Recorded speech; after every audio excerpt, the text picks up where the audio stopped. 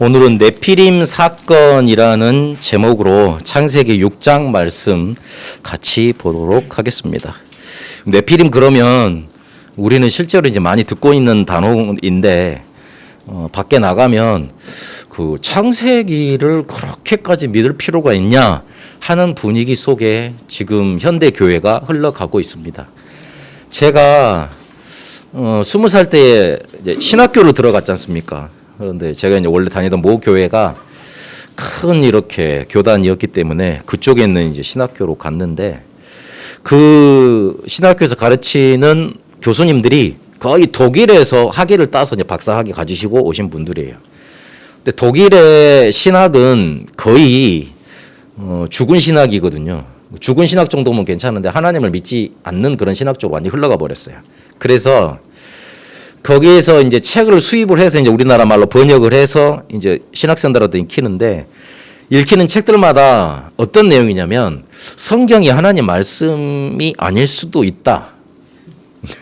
창세기는 신화이다. 일 수도 있다. 더 하나 더 나가는 거죠. 그거 하나님 말씀 아닐 수도 있다 해서 하나 더 나가는 거예요. 창세기는 신화다. 옛날 이야기다. 이런 식으로 그렇게 가르치더라고요. 그런데 미안하지만 창세기 3장, 6장, 11장 이제 다음 주에는 11장을 볼 건데 그 사건이 우리 인간이 멸망할 수밖에 없는 가장 근본적인 원죄 문제와 연결이 있다는 걸 저는 전도 현장에서 사람들하고 만나서 복음 전하면서 이렇게 많이 체험을 했습니다. 제가 이래봬도 무당집을 2번 뜯어봤습니다. 안 놀라시네요. 목사들 무당집 가가지고 일단 재수없다고 일단 가지도 않고, 근데 저는 전도사 때 처음에 이렇게 그 어떤 분이 이렇게 자기 이제 다 무당 다 끝났다 때쯤에 신이 다 빠져나가니까 이제 효험이 없어질 거 아니에요. 손님이 다 떨어지니까 주변에 이제 그 지하에 사셨는데 위층이 우리 권사님이 사셨어. 그래가지고 권사님이 가서 이제 노는 집에 이제 복음 전한 거예요. 그래가지고 믿겠다 그래가지고 근데 아무리 영빨이 없어졌다 그래도 본인 스스로 그걸 치우지를 못해요. 혹시나 해당할까봐. 그래가지고 우리 그 제일 고참 전도사님부터 해가지고 4명 전도사님 가가지고 또 거기 이제 권사님 남편이 있었거든요. 그 권사님 남편이랑 같이 해가지고 트럭을 하나 빌려와가지고 집어 싣는데 2차 버렸어. 2차. 폐기물 쓰레기장에 그거 버려야 되잖아요. 재활용도 안 돼. 이야. 그러고 난 다음에 제가 사역지로 오면서 딴 교회 갔는데 그때는요. 일단 한참 영업을 하고 계시는 분이셨어요. 그러니까 영빨이 좀 있잖아요. 우리가 이제 그분도 이제 그 캠프 하다가 우리 권사님들이 가가지고 영접을 시켜버린 거예요. 대뜸 이 사람이 영접을 해버렸네. 안 해야 되는데 자기 신이 있는데 영접을 했어요. 그래가지고 우리도 이제 같이 봤을 거 아니에요. 그래가지고 그걸 이제 치워야 되잖아요. 교회를 데리고 와야 되잖아요. 그걸 치우려고 그러는데 거기도 반지하였어요. 이분이 우리가 이제 그거 나는 경험이 있잖아요. 그래서 내가 전도사님들한테 내가 나이가 좀 있었으니까 야 우리 그 차 하나 빌려야 된다. 그리고 이거를 폐기물 쓰레기장에 버리면 된다. 그리고 우리 조금만 힘내서 가면 된다. 그래가지고 같이 가서 했는데 그거를 옮기면 짐이 많으니까 떨어뜨리고 그럴 거 아니에요. 액자 하나가 깨졌다고 이 사람이 그냥 발발 뛰더라고 이렇게 아이고 착 그래가지고 저는 아직 그 기억이 생생합니다. 2번 치워보니까 이 사람들이 그냥 뭔가 이렇게 감각으로 치는 게 아니에요. 그냥 감각으로 하는 게 아니에요. 그 옛날에 금묵자학이란 말이 있습니다. 언어를 써서 죄송합니다. 금묵자학이란 말이 있는데 그 시커먼 데 가면 자기도 시커매지게 돼 있어요. 그러니까 처음에는 배워서 먹고 살려고 했을지는 몰라도 그게 자꾸 그걸 하다 보면 어느 순간에 들리는 단계가 와요. 그러면 이제 못 빠져나오는 거죠. 그리고 제가 하필이면 대학교 때 논문을 무당에 관해서 썼어요. 그 자료 연구도 많이 하고 그리고 인터뷰했던 걸 경험을 해가지고 이제 논문을 썼거든요. 아까 우리 랩런트들한테도 말했지만, 야 무당된 공통적인 배경들이 있더라고요. 아파. 근데 원인이 안 나와. 그래서 또 병원에 가. 근데 그게 주기가 있어요. 날마다 시달려. 그리고 옆에 꼭 무당하고 가까운 언니나 그런 사람들이 있어. 그래가지고 이 사람한테 전도를 해. 데리고 가. 그래서 신내림 받아. 그리고 이 사람도 차리는 거야. 이런 식으로. 근데 거의 무당 중에 70, 80%가 교회 다녀봤다는 거. 그런데 기존 뭐라 그럴까 이렇게 보수 교단에 다녔던 사람들이 아니라 거의 대부분 신빈주의 많이 하는 교단에 많이 다녔다는 거. 공통점이 나오더라고요. 그래서 저는 그 공부만 했던 그렇게 해서 목사가 된 사람이 아니었기 때문에 네피림 사건, 창세기 3장 사건, 창세기 11장 사건 하면 조금 그렇지 이건 정말로 지금도 되고 있는 일인데 강조해 줘야 되는데 좀 그런 생각이 듭니다. 창세기 6장 3절 한번 찾아보시겠습니다. 창세기 6장 3절 한번 찾아보실게요. 읽어보겠습니다. 여호와께서 이르시되 나의 영이 영원히 사람과 함께하지 아니하리니 잠깐만요. 나의 영이 영원히 사람과 함께하지 아니하리니 그 말은 반대로 틀어보면 그 전까지는 하나님의 영이 함께했다는 소리잖아요. 그렇죠. 그런데 네피림 시대가 왔는데 홍수재앙 심판 사건 시대가 왔는데 이제는 내가 너희들하고 사람하고 영원히 함께하지 못하겠다. 그 말을 지금 하시는 거예요. 그러면서 뭐라 그럽니까? 이는 그들이 육신이 됨이라 그랬습니다. 그러나 그들의 날은 120년이 되리라 하시니라. 왜 하나님의 영이 함께할 수 없습니까? 육신이 되어버렸기 때문에 그렇습니다. 원래 우리 인간은 하나님의 영이 함께 하도록 만들어진 존재였습니다. 창세기 1장 27절로 다시 돌아가 봅니다. 하나님의 형상대로 창조되었습니다. 창세기 2장 7절에는 뭐라고 말을 하고 있습니까? 생기를 그 코에 불어넣으시니 뭐라고 돼 있죠? 생영, 살아있는 영이 살아있는 생명체가 되었다 그렇게 말을 하고 있습니다. 그런데 성경의 단어에 우리 호흡 있잖아요. 우리 생기 있잖아요. 우리 한글로는 다 달자가 틀리죠. 그런데 히브리 말에는 성령이나 이 생기나 호흡이나 같은 어원으로 통해요. 무슨 말인지 아시겠어요? 호흡 강조하는 게 굉장히 일리가 있는 말이에요. 그러니까 옛날 지금 다른 명상 단체에서 정신 집중하라 명상 운동 그 말하는 게 아니에요. 우리 기독교인이 말하는 호흡은 하나님의 영 그걸 마시는 거. 요한복음 20장 22절에도 성령을 마시라 그랬잖아요. 그러는 것처럼. 에스겔서 37장에도 보면 너 저 마른 뼈들에게 대언해서 생기가 그 속에 들어가라 그렇게 말했잖아요. 그 생기, 호흡, 성령 거의 같은 어원으로 이렇게 쓰여져 있습니다. 그래서 하나님의 영이 우리 속에 계셔야지 그 사람이 살아있는 영, 살아있는 생명체가 되는 겁니다. 한마디로 말을 해버리면 인간은 영적인 존재로 창조가 되었던 겁니다. 그런데 오늘 창세기 6장 3절에 보니까 육신이 되어버렸다 그랬잖아요. 완전히 뭔가 큰 일이 일어나 버린 거예요. 그래서 인간이 영적인 존재로 창조되었다는 말을 다시 한번 풀어보면 영적인 것으로 사는 존재, 그런 존재로 만들어졌다는 그런 의미가 포함되어 있습니다. 영적인 존재가 뭐 다 영이 있죠. 그런데 그 말을 더 한 단계 진전시켜보면 우리 인간은 눈에 보이는 것, 육신적인 것, 먹는 것, 보이는 것 이것 가지고만 살 수 없는 그런 존재, 영적인 것이 들어가야지만 그걸로 충만해야지만 살 수 있는 존재로 만들어졌다는 뜻입니다. 그런데 사단이요, 창세기 3장에도 보니까 아담을 꺾을 때, 그리고 마태복음 4장은 무슨 말입니까? 예수님이 40일 동안 광야에서 금식하시고 이제 공생애를 시작하려고 하시는데 마귀가 시험을 딱 하는 거는 장면이잖아요. 공통적인 게 나와요. 먹을 것 가지고 시험했어요. 선악과 가지고 시험했죠. 마태복음 4장에는 뭐예요? 빵 가지고 시험했잖아요. 먹을 거. 먹을 거는 뭡니까? 단순히 먹고 사는 거 말하는 것도 있습니다만은 눈에 보이는 거예요. 그렇죠. 그리고 육신적인 거예요. 그거는. 그래서 이 사단은 전략이 똑같습니다. 그런데 잘 통합니다. 이거 없으면 못 살 것 같거든요. 먹을 거, 육신적인 거, 보이는 거 없으면 못 살 것 같거든요. 그런데 원래는 그렇게 창조가 안 됐잖아요. 그래서 예수님이 마태복음 4장 4절에 신명기 8장 3절 말씀, 모세가 했던 말씀을 인용해서 뭐라고 마귀를 물리칩니까? 사람이 하나님의 입에서 나오는 말씀으로 살 것이니라 그랬습니다. 여호와의 입에서 나오는 모든 말씀, 떡으로만 사는 게 아니야. 눈에 보이는 것으로 사는 게 아니야. 인간은 하나님의 입에서 나오는 말씀, 그거를 주워 먹고 영이 살고 그리고 영적인 것이 충만해져야지만 진짜로 제대로 사는 그런 존재가 되는 겁니다. 근데 오늘 창세기 6장 3절을 기억하셔야 됩니다. 육신이 돼버렸어요.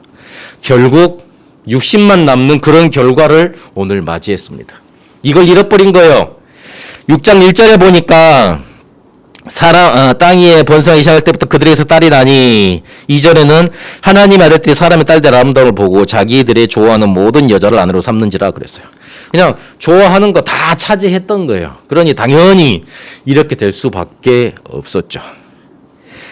결국에 그래서 눈에 보이는 것만 기준이 되어버렸습니다. 신앙생활도 눈에 보이는 것만 기준을 하니까 눈에 보이는 거 지키는 거 율법, 그리고 남들한테 뭔가 잘해주는 거 선행, 그거 해야 됩니다. 그런데 그것만 기준이 돼요. 그거 안 하면 신앙생활 못 하는 거예요. 예전 작년에 11조 안 하고 나는 그 돈을 모아가지고 어린아이들한테 뭔가 기부를 했는데 뭐 패딩을 사줬다니 그런 기사가 나타났어요. 달린 댓글들이 이야 좋은 걸 많이 했더라고요. 그 사람 부정하는 게 아니에요. 근데 그게 기준이 됐어, 기독교에. 그건 기독교 기준 아니거든요. 미안하지만. 그거를 구원받는 기준으로 알고 있고 그거를 자기들이 잘 섬긴다는 기준으로 알고 있습니다.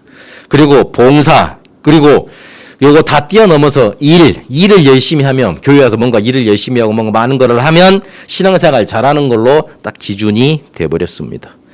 그러니 여기에서 뭘 합니까? 자꾸 진리 싸움해요. 이게 맞다 틀리다. 지금 신학계는 이거밖에 안 하고 있어요. 야, 왜 이걸 이렇게 해서 그래? 창세기 6장 네피림 그거 하늘에서 떨어져가지고 귀신 들린 거 아니야? 이렇게 해석을 합니다. 요즘은. 그래가지고 그거 당시에 그냥 공통적으로 이렇게 지도자한테 쓰는 말이었다. 그런 식으로 또 어물슬쩍 넘어갑니다. 사단 존재 슬슬 배제시킵니다. 사단 존재 배제시키면 하나님을 믿겠습니까? 영적인 거 안 믿는데 어떻게 영이신 하나님을 믿어요? 점점 안 믿어가는 쪽으로 갑니다. 예수님의 하신 말씀 발가벗겨가지고 다 뜯어내고 복음 다 사라지게 만들고 결국 남는 건 뭔 줄 압니까? 그냥 인류 사랑이에요. 잘 살자는 거예요. 평화롭게. 그래서 결국은 네가 맞다 내가 맞다 이 싸움 하고 있는데 정말 저 사람을 사랑해서 내가 저 사람한테 뭔가 가르쳐줘야 되겠다, 전해주겠다, 그게 아니라 내가 맞으니까 너는 나한테 굴복하라 이거예요. 교회가 그러고 있어요. 나 맞으니까 너는 이단이라 이거요. 네가 틀렸다 이거요. 너는 나한테 복종해야 된다. 이 상태로 흘러가고 있어요. 목사들 세계를 여러분 몰라서 그렇지만 살벌합니다, 여러분. 진짜. 여러분 중에는 뭐 그런 마음 안 들고 계신 분들 있겠습니다만은 절대 목사 되려고 마음 먹지 마세요. 살벌합니다, 진짜. 네, 거기서 살아남았다니까요. 그리고 지식 싸움 열심히 합니다. 그래가지고 결국 후대에 이렇게 죽든지 말든지 그 상관없어요. 자기들 지식만 넣어놓고 자기가 더 인정받으면 돼. 자기가 논문 많이 내고 그다음에 내가 이렇게 성경 잘 해석했다고 자기 위치만 드러나면 돼. 야, 뭐가 그것도 하는지. 하여튼 그렇게 육신만 남는 그런 결과를 맞이하게 돼버렸습니다. 육신이 되니 당연히 무슨 사건이 찾아옵니까? 네피림이 이 세상에 나타나는 일들이 나타나게 됐습니다. 하나님의 영이 사라지니, 하나님의 영이 함께하지 못하니 결국 뭐가 우리 인간을 장악하게 됩니까? 사단이, 흑암이, 이 저주 귀신 마귀 같은 그 놈들이 우리 인간을 사로잡게 됩니다. 그게 네피림입니다.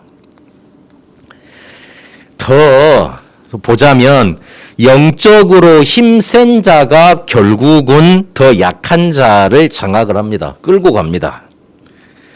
여러분 사회에서도 보세요. 힘이 있는 사람이 뭔가 가지고 있는 사람들이 다른 사람을 주도합니다. 그 사람한테 뭐 끌려가게 돼 있어요. 돈도 내가 힘이 있고 뭔가 이렇게 시스템이 갇혀 있으면 끌려오잖아요. 절대 없는 사람한테 흘러가질 않거든요. 막 벌려고 노력한다고 하는 게 벌려지는 게 아니지 않습니까? 문화도 분위기도 그런 거잖아요. 내가 저 사람들보다 뭔가 한 단계라도 힘이 높아야지 나한테 끌려오게 돼 있어요. 근데 영적으로 한번 잘 생각해 보세요. 내가 영적으로 힘이 있으면 다른 사람을 끌 수 있는데 영적으로 내가 힘이 없으면 끌려갈 수밖에 없는 겁니다. 영적으로 귀신 충만해 있는 사람들이 나타나니까 이 위에서 떨어진 뭔가 흑암 세력이 확 잡힌 사람들이 나타나니까 그 사람들이 세상을 주도해 나가는 거예요. 근데 사단에게 잡히면 어떻게 되죠? 늘 생각하는 게 악하고 죽이는 것밖에 생각을 안 해요. 살리는 거라고는 꿈에도 생각을 못해요. 그러니 어떻게 되죠? 전쟁, 폭력 이런 것들이 계속 나타날 수밖에 없는 거예요. 그래서 오늘 네피림 위주로 정치, 경제, 문화, 삶이 흘러갈 수밖에 없었다. 그렇게 말씀하고 계시면서 네피림은 무엇인가? 여기에 대해서 오늘 말씀 잠깐 주고 계십니다. 네피림에 대해서 한번 알아보도록 하겠습니다. 네피림이라는 말은 나팔이라는 명사 있잖아요. 나팔이라는 동사. 떨어졌다라는 그 동사의 명사형입니다.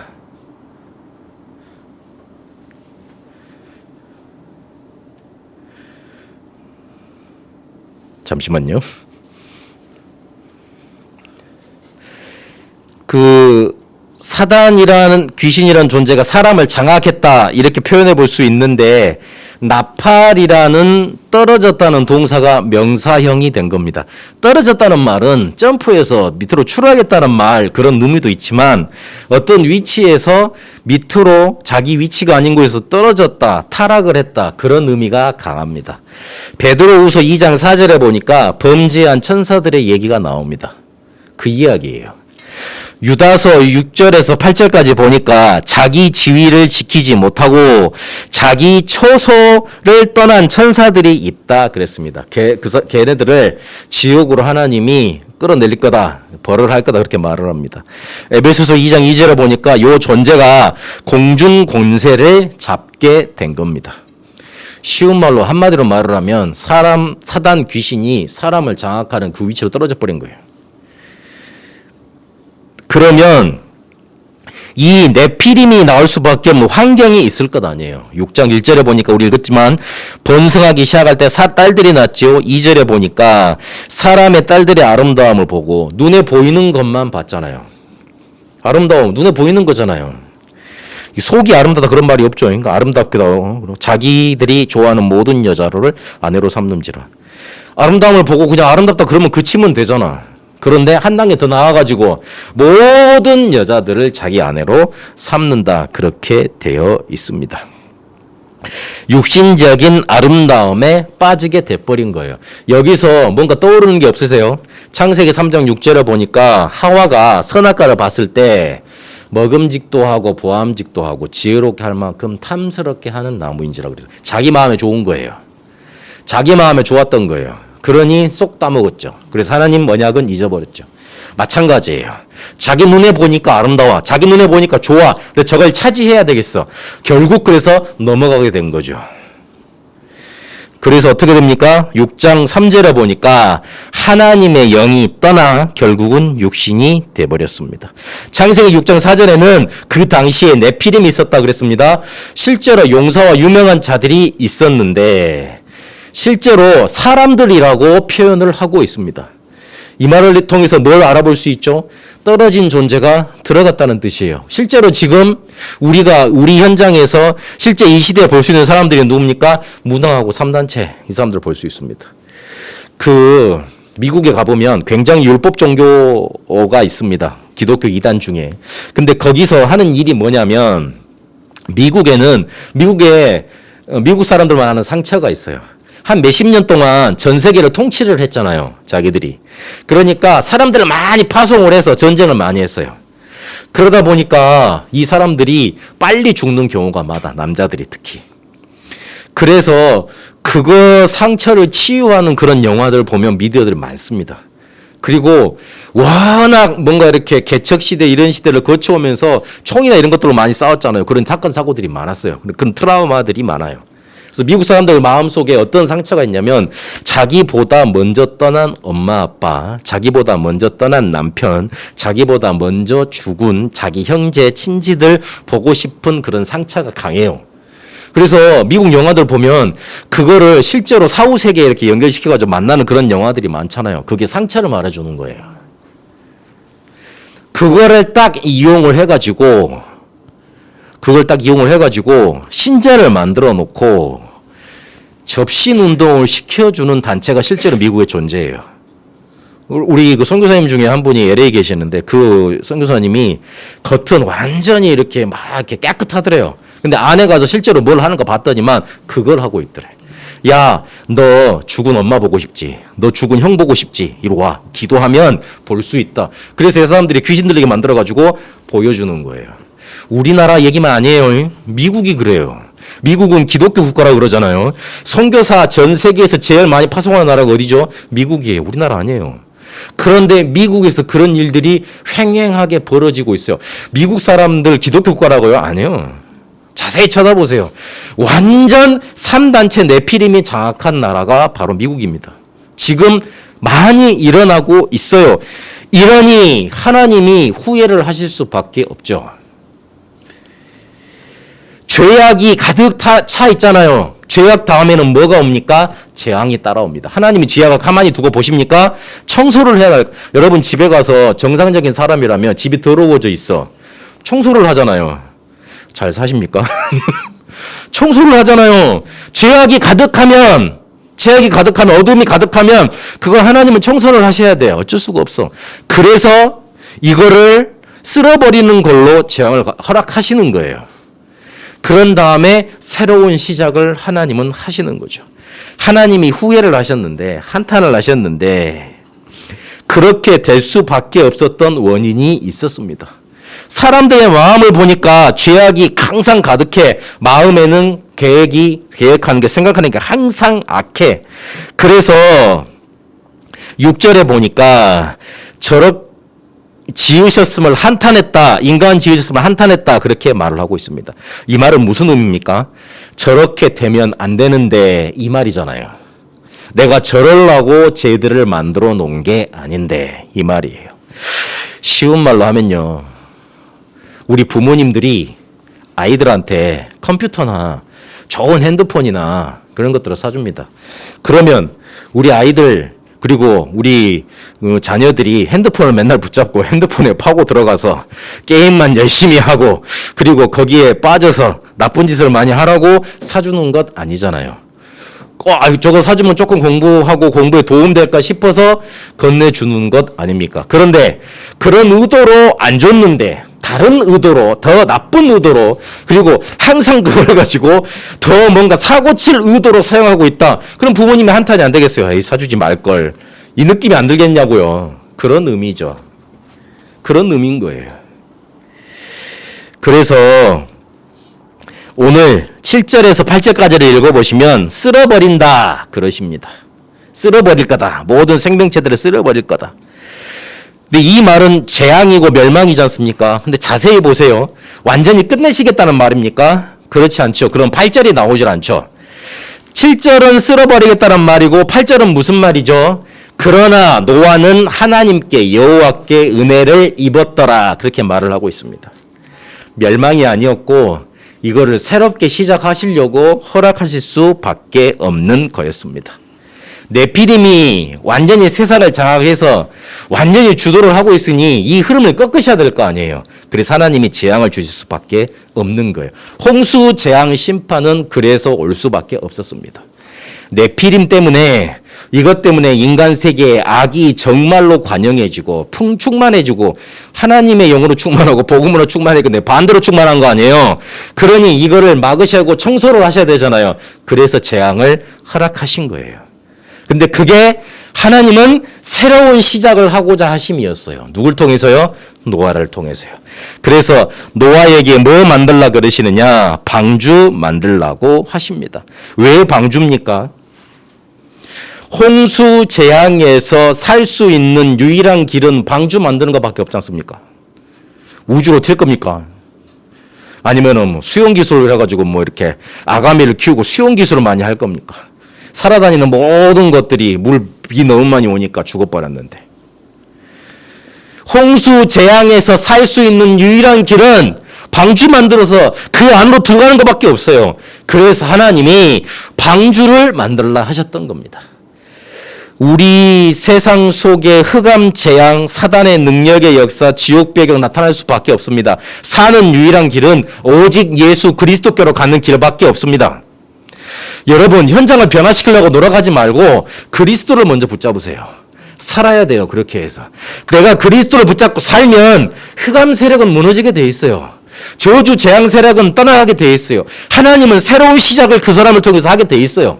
그래서 우리가 끝만 볼 게 아니라 재앙만 볼 게 아니라 사는 유일한 길, 이 방주에 포인트를 맞추고 초점을 맞춰야 됩니다. 방주는 왜 만듭니까? 너를 위해서 만들라 그랬습니다. 그리고 6장 18절에 보니까 가족들을 위해서 만들어라. 6장 20절에는 모든 것의 생명 보존을 위해서 만들라. 그렇게 말씀하셨습니다. 내가 사는 길이고 우리 가족, 가정, 가문을 지키는 길이고 그리고 실제로 내 현장을 지키는 길이고 내가 살아남을 수 있는 길이 방주 안으로 들어가는 것, 그리스도께로 들어가는 길인 겁니다.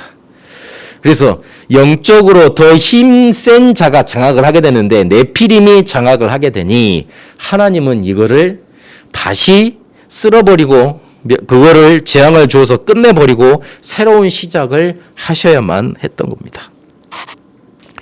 그래서 마지막에 우리 결론적으로 이 말을 기억하셔야 됩니다. 그런데 창세기 6장 8절에 보니까 그러나 노아는 여호와께 은혜를 입었더라 그렇게 말을 하고 계십니다. 하나님이 아신 거예요. 아, 노아, 쟤는 네피림에 끌려가지 않는 언약 잡은 자구나. 하나님이 아셨던 거예요. 사도행전 9장 10절에 보면 다메섹에 누가 있는 줄 아셨습니까? 아나니아라는 제자가 있는 줄을 주께서는 아셨습니다. 그래서 바울을 꺾어야 되겠는데 바울을 어디서 꺾으셨습니까? 다메섹으로 가는 길 속에서 그 도중에 꺾어서 아나니아한테 붙였습니다. 그리고 직접 아나니아에게 나타나서 아나니아야 하시면서 바울에게 말해야 될 사명까지 알려주셨습니다. 쉬운 말로 하나님, 길동에는 내가 있습니다. 이러면 돼요. 명일동에는 이응회 권사 있습니다. 저 하남에는 이순주 집사 있습니다. 저 길동, 이동입니까? 일동입니까? 거기에는 최원정 집사 있습니다. 이러면 돼요. 저기 이화여자 고등학교는 유지원 있습니다. 미사고등학교 갈 건데 누구야? 서윤이 있습니다. 딱 이러면 돼요. 이러면 돼요. 이 말 이해되셨어요? 하나님이 딱 보실 때, 아, 길동, 저기에는 내가 유병규 목사하고 다음 교회, 그래, 저기 있지, 저기에다 갖다 붙일 거지, 이러시면 돼요. 어마어마하게 네피림 재앙이 막 몰아쳐 가는데, 하나님 눈에는 노아가 딱 보였던 거예요. 그러면 돼요. 그러면 끝나요. 그래서 우리가 결단해야 돼요. 하나님, 내 현장에는, 내 직장 현장에는 내가 있습니다. 은혜 받겠습니다. 내가 이 현장을 살리겠습니다. 네피림 재앙 아무리 그렇게 닥쳐와도 나 있습니다. 딱 그렇게 손 들고 딱 그렇게 결단하면 돼요. 그렇게 은혜 받으시면 돼요. 하나님이 아십니다. 누구에게 이거를 맡기면 되겠는지, 누구에게 이 축복을 몰아다 주시면 되겠는지, 내가 어떤 상태인지 하나님이 알고 계십니다. 그래서 결단해야 돼요.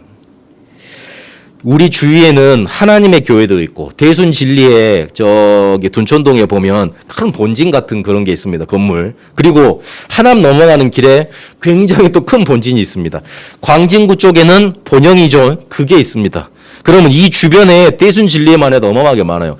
혹시 여러분 이 길동역에 걸어 다니시다 보면 시커먼 옷 입은 2명 정도 되는 사람들이 가나가면서 이렇게 한번 이야기 좀 하자고 계속 접촉을 해옵니다. 그쪽 사람들이에요. 아니면 하나님의 교회 사람들이에요. 하나님의 교회 사람들이든지. 여기에서 전도하는 사람은 교회 없어요. 그리고 가끔 교회에서 전도하러 나온 사람들 보면 어찌 그래 그 사람들보다 힘이 없는지 그냥 다 주고 하는 소리로 이거 받고 복 받으세요. 네. 와, 나 진짜 아이고 주여. 그렇다니까요. 그래서 우리가 결단해야 됩니다. 그 사람들보다는 영적인 힘이 있어야 됩니다. 건물 작을지도 몰라요. 사람 많이 못 살릴지도 모르겠죠. 그러나 그들보다는 기도 많이 돼야 돼요. 그리고 이쪽 지역에는 가장 큰 바리새 교회들도 많습니다. 죄송합니다. 교회를 바리새라 그래서. 그런데 내가 보기에는 바리새인데 미안합니다. 뭐 내 관점이니까. 네. 그래서 그들보다는 영적으로 힘이 있어야 돼요. 영적으로 힘이 있어야 돼요. 그 결단하셔야 돼요. 그러려면 뭐부터 만들어야 되느냐? 내가 은혜 받고 하나님께 딱 하나님 나 여기 있습니다. 이렇게 딱 당당하게 외치려면 시스템부터 만들어야 됩니다. 어떤 시스템입니까? 올 수밖에 없는 플랫폼 만들어야 돼요. 지하철을 만들어 놔도 역을 안 만들어 놓으면 탈 수가 없잖아요. 뭐 지하철이 어디 있는 줄 알고 뛰어들 겁니까? 가서 뚫고 들어갈 겁니까? 말이 안 되잖아요. 역을 만들어야 돼요. 플랫폼. 그런 의미요. 그리고 빛을 비춰줘서 보고 올 수 있도록 파수망대를 만들어야 됩니다. 파수꾼 역할을 하란 말이죠. 그리고 하나님과 사람을 소통시켜주는 복음 전하는 안테나, 요걸 자꾸 만들어야 됩니다. 요거를 지금 단어로 세 가지 뜰이라고 그랬습니다. 237 치유 서밋, 다민족의 뜰, 이방인의 뜰, 기도의 뜰, 아이들의 뜰. 요거를 자꾸 만들어 가는 겁니다. 올 수밖에 없도록요. 제가 랩넌트 예배가 한동안 중단이 돼가지고, 야, 우리가 랩넌트의 뜰이 없다, 아이들의 뜰이 없다 그랬는데, 하나님이 첫 이제 시작부터 다시 이제 랩넌트 예배 시작할 수 있도록 예배 이렇게 허락을 해주셨어요. 여러분 놓고 기도해 주셔야 돼요. 아이들이 항상 복음 속에서 자랄 수 있도록. 그러려면 구체적으로 우리 교회 이걸 적용해 보면 우리 기도 항상 하고 있는 지역 있지 않습니까? 강동, 하남, 송파, 광진 이 네 지역에 말씀 운동이 일어나면 됩니다. 그 시스템을 자꾸 깔아가면 됩니다. 교회당보다 더 중요한 게 말씀 운동 시스템입니다. 어찌 보면 말씀 운동이 100개 정도 깔려면 자연스럽게 건물은 얻어질 수밖에 없는 그런 힘들이 뭐예요? 모일 수밖에 없다니까요. 그래서 랩넌트, 어른, 지역 상관없이 계속 말씀 운동 일어나면 됩니다. 그래서 요 시스템을 만들 수밖에 없도록 망대 세워야 돼요. 뭘로요? 기도로요. 아침에는 뇌와 몸을 살리는 기도 요거 하면 됩니다. 우리가 밤에 잠을 자지 않습니까? 잠을 잔다는 거는 죽음을 체험하는 거하고 똑같습니다. 거의 죽게 되는 겁니다. 죽음을 먼저 체험하는 거예요. 잠이라는 거는. 우리가 모든 걸 잃어버리잖아요. 그래서 그 잠을 자면 우리가 피로가 회복되고 좋기도 하지만 실제로 뭔가 타격을 많이 받기도 합니다. 뭔가 이렇게 막 생사를 왔다 갔다 하는 그런 속에 가니까. 아침에는 그래서 뇌와 몸을 살리는 충분한 기도가 필요합니다. 유 목사님 특히 입 벌리고 자는 거 그거 이렇게 많이 강조를 하시는데 수면 무호흡이라고 막 그러잖아요. 제대로 잠을 자는 게 아니에요. 시달리는 거예요. 쉽게 말하면. 아픈 거예요. 그래서 아침에 일어나서 막 목이 아프나 그러면 100% 입 벌리고 잔 거예요. 내 증상을 지금 말하고 있는데 100% 하고 있는 거예요. 코 고는 것도 코를 고는 게 아니고 목을 곤다고 그러잖아요. 입 벌리고 자는 거예요. 어쩔 수가 없어요. 그래서 그거 막 이렇게 힘들었기 때문에 아침에는 충분한 산소, 이렇게 좋은 공기 그걸 통해서 살리는 기도 있어야 됩니다. 그리고 낮에는 판단하고 선택해야 될 일이 많지 않습니까? 그래서 빌립보서 1장 6절 9절에서 10절까지 있는 것처럼 지극히 선한 것을 판단하고 선택하는 영적인 서밋 기도가 필요합니다. 우리의 판단 하나 잘못해서 뭔가 확 딴 데로 가버리잖아요. 그럴 수밖에 없잖아요. 그래서 그게 잘 될 수밖에 없도록 하나님이 원하시는 것, 지극히 선한 것, 그거 찾을 수 있도록 영적인 서밋 기도로 가는 겁니다. 그리고 밤에는 작품 만드는 기도, 요게 있으면 됩니다. 그러면 망대 자연스럽게 세워지게 되어 있습니다. 말씀을 조금만 정리하시고 그 속에서 답을 찾으세요. 그러면 돼요. 창세기 6장 3절에 보니까 인간이 영적인 존재인데 육신이 돼버렸어요. 우리가 복음 놓치면 육적인 것만 우리가 보고 살면 우리도 육신에 끌려갈 수밖에 없습니다. 영적인 힘 하나 없이. 그러면 뭘 이기지 못합니까? 6장 4절에 네피림을 이기지 못합니다. 네피림 이기지 못하면 그걸로 끝납니까? 거기서 문제가 생겨요. 네피림을 이기지 못하면 네피림이 끌고 들어오는 저주 재앙에 우리도 같이 죽어야 돼. 같이 당해야 돼. 그래서 방주 그리스도 붙잡아라 그러는 거예요. 그러려면 하나님이 노아를 아셨던 것처럼 나도 하나님께 발견되는 그 시스템과 망대 세워가면 되는 겁니다. 이번 한 주간 아침에 나를 살리는 기도, 낮에는 판단과 선택을 영적인 서밋으로 가져가는 기도, 밤에는 작품 만들고 정리하고 답을 찾는 기도, 그 응답 속에 있게 되시길 바랍니다. 살아계신 하나님 감사드립니다. 영적인 존재인 인간이 육신이 되어버린 사건, 이 네피림 사건, 그래서 저주와 재앙, 심판받을 수밖에 없는 사건, 이 사건을 오늘 말씀으로 우리에게 알려주셨습니다. 이 세상이 지금 네피림에 장악되어 버렸습니다. 하나님, 이 세상을 살릴 수 있도록 반주운동 우리의 속에 우리를 통해 일어나게 하여 주옵소서. 하나님이 노아를 붙잡고 새로운 시작을 하셨던 것처럼 우리를 통해 현장 속에 방주운동, 새로운 시작, 새로운 응답을 허락하여 주옵소서. 그렇게 시스템과 망대 세워가는 한 주간으로 인도하여 주옵소서. 살아계신 우리 주 예수 그리스도 이름으로 기도합니다. 아멘.